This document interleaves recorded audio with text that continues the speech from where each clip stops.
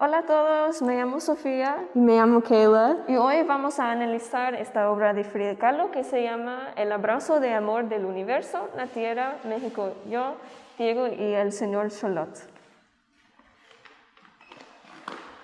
Que la has mirado este cuadro por mucho tiempo, ¿qué estás pensando?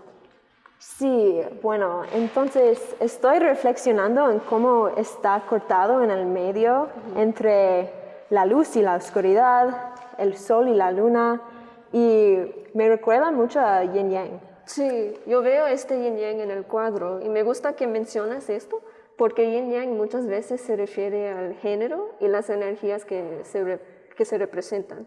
Sí, y eso es interesante que hay 3 mujeres y un hombre en esto. ¿Qué piensas?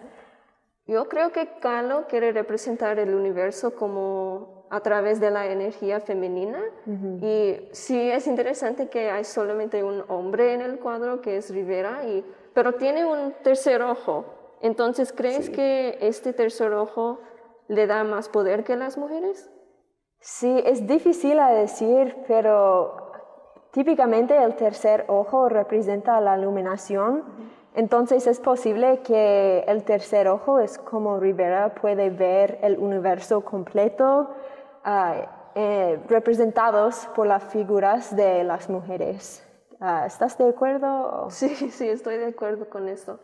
Lo que más me gusta de esta pintura es que normalmente pensamos que hay separación entre la realidad y el universo, pero Kahlo nos quiere decir que están muy conectados y solo hay que abrir o como activar nuestros tercer ojos como Rivera para verlo. Sí. ¿Crees que la realidad nos confina y cómo podemos abrir el tercer ojo?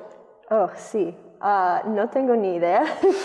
Pero hay muchas teorías y religiones que hablan sobre cómo abrir el tercer ojo, pero yo no sé en mí misma. Y eso es interesante. Me gusta pensar en eso, pero en realidad no pienso que los humanos tienen la capacidad de entender todo de eso en nuestras vidas humanas. Tienes razón. Sí, Tienes mucha bueno. razón. Sí, entonces, gracias. Gracias. Chao.